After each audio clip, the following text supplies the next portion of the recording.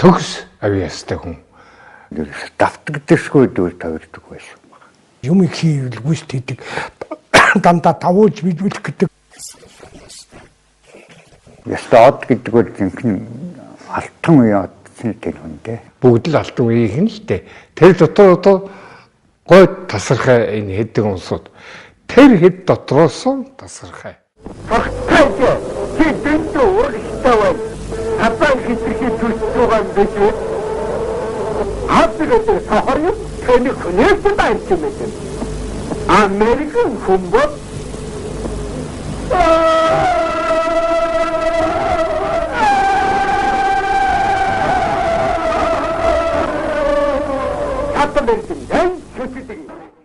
Цагаан цэнгүүд багш маань бол тэр төрөхтөө жүжигчний авьяастайгаа төрсөн унган авьяастай гэж бод ярьдаг ийм хүн.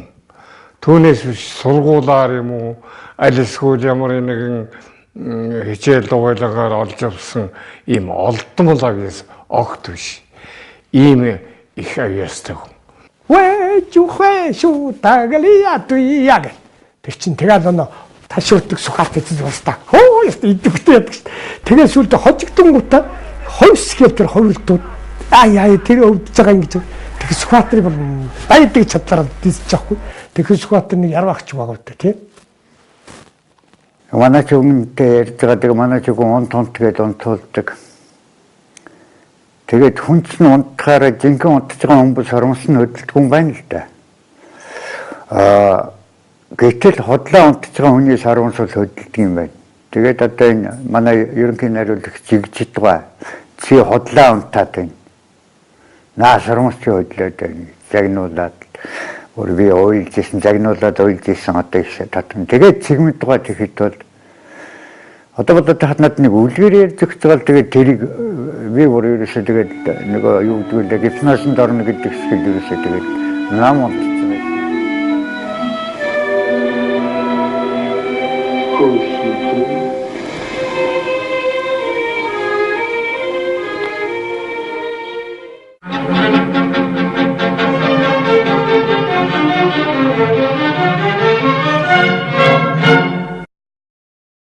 Хамуутай нохоогоор өөрийнхөө дүрийг гаргаж ирсэн. Яасан нэг өдөр ингээл яваад салга нэг амбангийн орол тоглох гэсэн чинь. Болж өгдөггүй гэн. Тэгэл найруулагч цэгмэд нь болохгүй байна. Хаав байна алтан цэгмэд минь гэлээд. Тэгсэн чи болдгоо гэн. Тэр хүн чинь шууд ядгүй ш хүн цагнуул ш найруулагч доо юм багш цагнуулна. Вонцны цэгмэд болохгүй байна гэн. Тэгвэл би ингэж хийвэл ямар үг гэн. Жүжиг найруулаад тэр хөшгөний ард байднууд цуг жүжигт сургууль хийж явахад гэнэн багш тэр зэрэглээс цагаан багшийг дахиад нэг тэгин гээл хэлэхэд л давхиж ордол заавал одоо нэг ингээ гараад үзүүл яадаг юм бол одоо би сая одоо тэгсэн чи болсонгүй шүү гэдэл одоо ухаанда тэр одоо юу гэж байгаа миний энэ зөв буруу гэж маргах юм байхгүй бидэнтэй хамтал тэр ардл одоо нэг ингэж үзүүл яадаг юм бол тэгжээж тэр нохойны тэр нарийн даарч байгаа хамууч байгаа тэр хөдөлгөөнийг цагаан багш өөр их болгож шүү. Мань мөртөө зүгээр ингээл унна шүү. Салган чинь тэгэхээр хиймэл болоод байгаа. Тэрнийг яг цагаан цэгмэд хамуудсан юм шиг загтаж ингээ маажж байгаа. Тэнд үнэн гэсээ дараа чичирч чинь тэрнийг яг тэр нохоо яг үнээс чичиж хаад тэрнийг яг үнэн чичирх ёстой. Тэгж л нарийн судалж ирсэн биш. Дөрүүд дээрээ цагаан багш. За одоо миний хүү хөрөөр ахтаага явна. Ах чинь чамд ном заан. Харин чи өгөөдөө нарж их юм сурч номтой сайн ламбалаараа.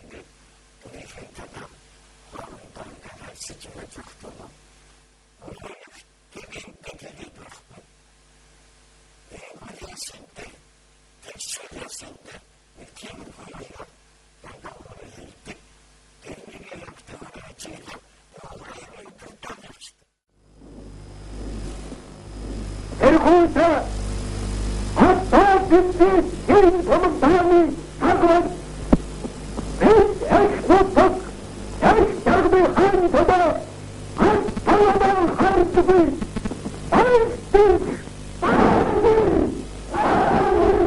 одоо үндэ киног ингэж хараад нэрээ үнэхээр гайхамшигтай агуу одоо өөрийнхөө мэрэгжилд өмнөж мэрэгжлийн төлөө энэ жүжигчний мэрэгжлийн төлөө яахаас ч буцахгүй өөрийнхөө амьдралыг зориулсан мах цусаа тэрлүү шиглүүлж өөрийнхөө юуг цусыг томруулж цусыг бүлэглүүлж чаддаг ийм агуу жүжигчин байжээ. Та бүхэн бүгдээрээ мэднэ. Модны үзэх дуртай кино Цогтой, Сүхбаатар, за тэгэл Сэрэлт, Улаанбаатард байгаа Миний аав, Алтан өргөө гэл энэ кинонуудыг ингээл үзэхэд л бүх дөрүүд нь ондоо бүр шал ондоо хүмүүс. За нөгөөдөөр Сүхбаатар кинонд дээр хоёр дүр туусан байдаг.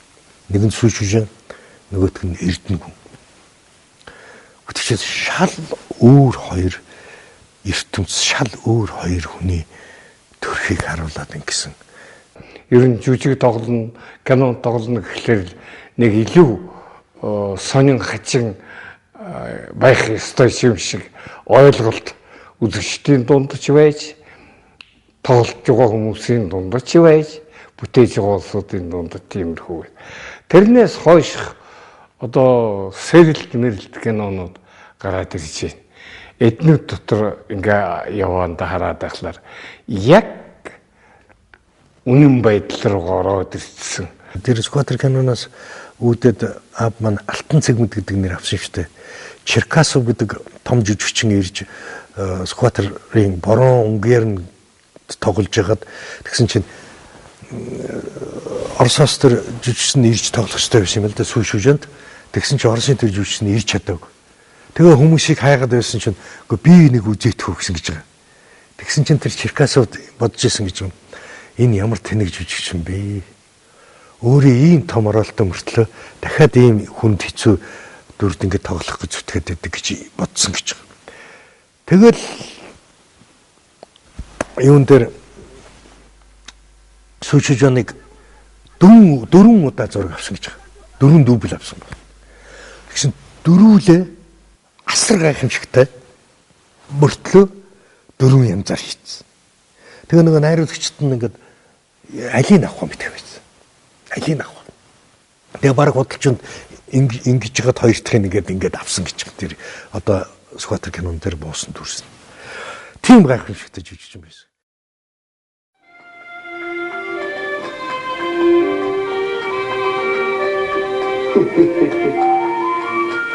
Ой сөүтэй.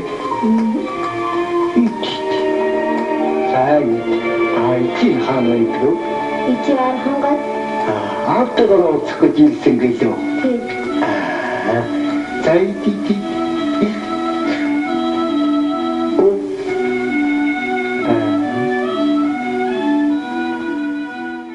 Аавынхаа хувьд бол би яг Улаанбаатарт байгаа миний аав гэдэг юу гэдэг чинь кино гэдэг чинь тэрийг хараад л яг миний аав яг ийм хүн байсан. Тэгээд дандаа нэг миний хүү тэгсэн ерөөс загиндгүй. Миний хүү тэгсэн тэгээ өгвөл тоглож яд. Өгвөл одоо ингэ хичээлийн шүү дээ. Одоо ингэ шүү. Одоо тэгэн шүү. Одоо миний хүү ингэ шүү гэх.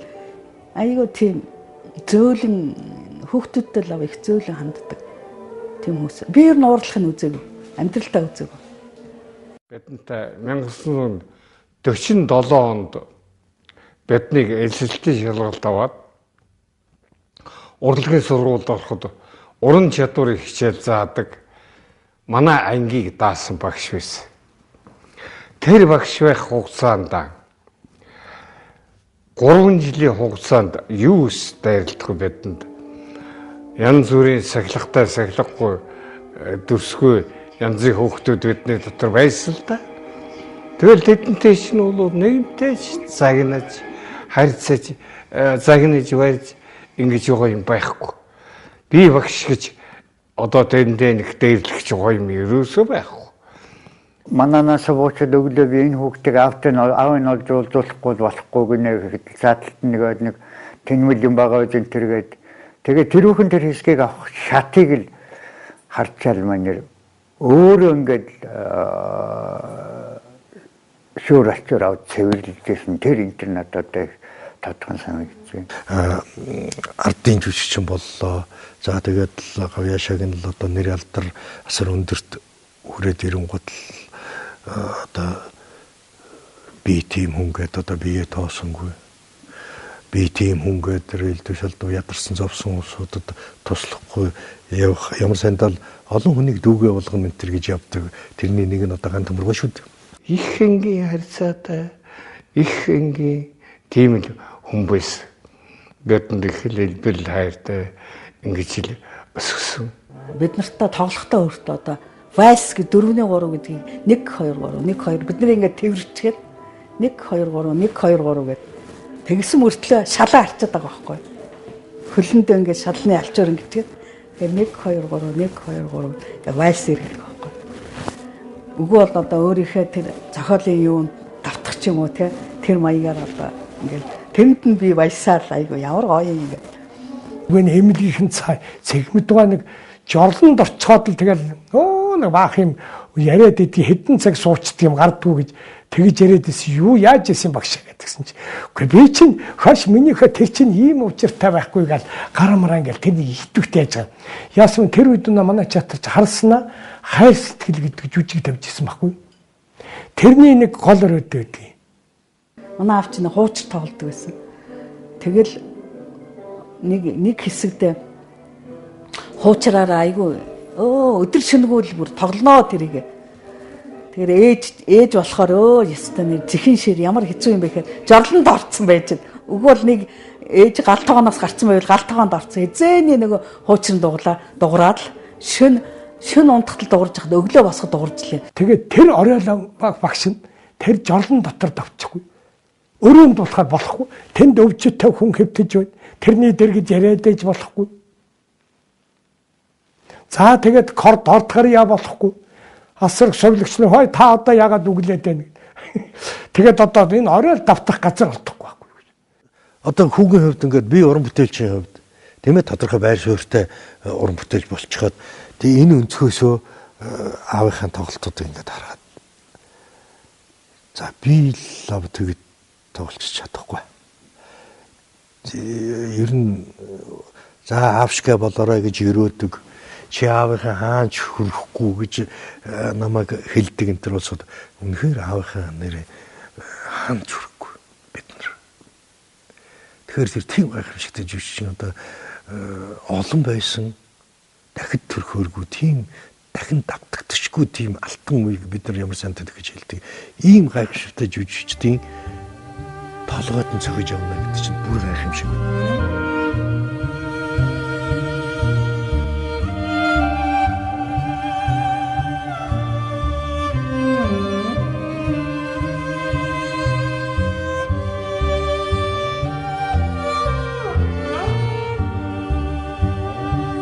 Цогт өхөвч Монгол улс мөнгө гэж цолон шигнүүдийн хагас санаад цэгмэд хэлж байна. Та надад генерал цол хайрлах уу гэж тал ирсэн хавшиг шараад Эрдэнэ ноён данкар толгойтой борон жанжины өдөөс таних тэмдэг болгосон богдын эрхийг зарвайж байна. Та нарын эсрэгцүүл толгой авна гэж жандраад тагдгар шүүшүүлжэн том ноёдын өмнөр ташаанда зүүсэн хэлмэн баруугаад таагүй дорсон соёогоо ярцайлан явж байна. Амьд үлдсэн охины хавыг сонсоод алтан шаргал үстэй орос эмчийг өвшрээд ахламын голомтыг утаамаас төшгөлөд ардын нэгдлийн абдун дээр ураг тулан амтсан. Амьд хэвээрэн чигмэд ардын хаан дунд үлдэж зүрхэн чингсэн харцаараа өөдөөс нь нэмсгэлж байна. Зүүд нойрын дунд өөртөө минь ярилцж байна. Энэ бүлгэн би гонигтай болно гэж эндүрч болсон одоо мэдлээ. Эрхэм нөхөд минь толгоогоо өндөр өргөцгөө.